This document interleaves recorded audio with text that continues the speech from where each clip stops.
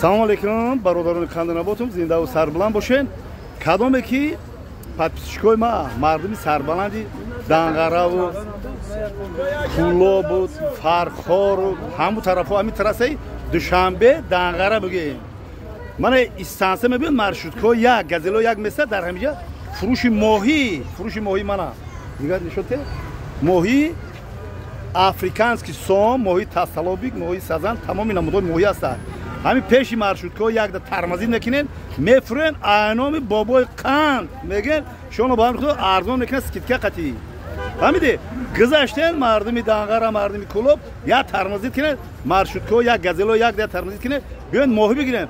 Лаҳми холӣ ҳам лаҳми холӣ арзонтарин моҳӣ реклама мекунед, бигиред, барем бутен. Баъд масора бигиред барем. Ки мега бобои қандтун мега биёед арзон ай.